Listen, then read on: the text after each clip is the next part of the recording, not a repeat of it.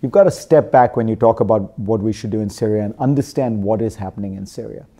The Western colonial powers, after World War I, carved up the Middle East, and they put in place three minority regimes, three countries which were ruled by minority sects. This was largely done because when you have a minority ruling, guess what? You need an outside power to help you. And those powers tended to be Britain and France.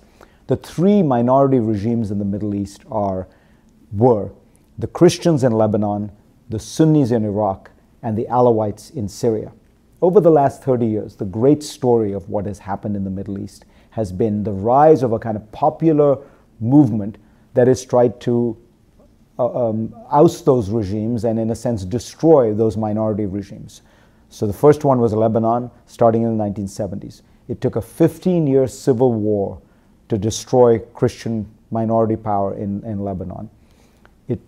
The next one was Iraq, where we very kindly deposed the Sunni regime, but they fought back as guerrillas, as insurgents, as terrorists, and that took 10 years.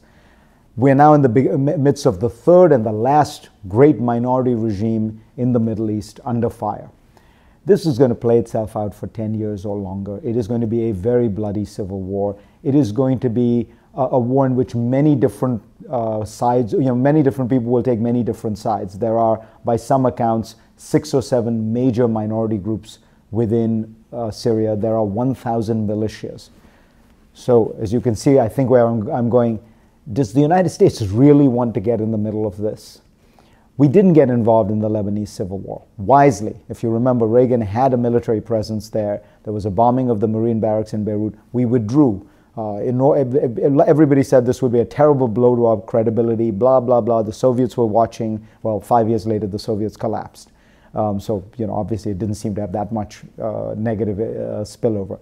In Iraq, we did get involved. We jumped in. As I say, we dislodged the minority regime. And still, we had 350,000 civilians who were killed, 2.5 million Iraqis who fled.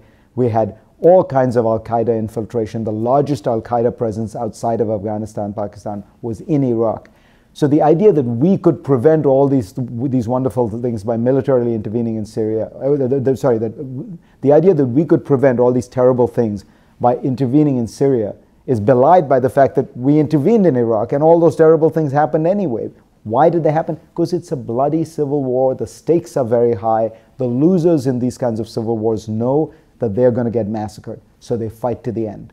So imagine we were to intervene in Syria, and we actually succeeded. We helped depose Assad. What's phase 2 in this war? Phase 2 would be the massacre of the Alawites, the sect that Assad comes from, which is 14% of Syria. They would flee. Phase 3 would be the war among the victorious parties, because remember, this is a vast coalition of 1,000 militias, very different. So all that is going to play itself out, and we'd be in the middle. We would own it. I think that the Obama administration is doing exactly the right thing, which is showing strategic restraint, which is sometimes very difficult to do. Let this thing play out.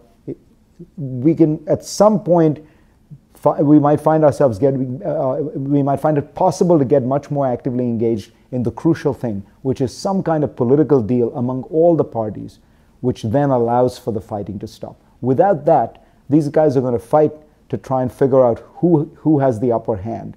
And frankly, when we were in Iraq, I was in Iraq in 2006, we couldn't figure out who the good guys were, even though we had 180,000 troops on the ground, were technically occupying the country, and were running it. And the idea that we would be able to figure that out by lobbing, I don't know, a few cruise missiles that would destroy Syria's airspace is ludicrous. I think we should be careful. We want to do a lot more on humanitarian issues. I think we could do more on that front. We could do more to help Jordan and Turkey take in refugees. But getting ourselves involved in another great Middle Eastern civil war does not seem likely to, improve the humanitarian situation much. It may change the composition of who's actually massacring whom, but it's not clear to me that the numbers will go down. If Sunnis start massacring Alawites as opposed to Alawites massacring Sunnis, and it's not clear that that would help achieve a political deal.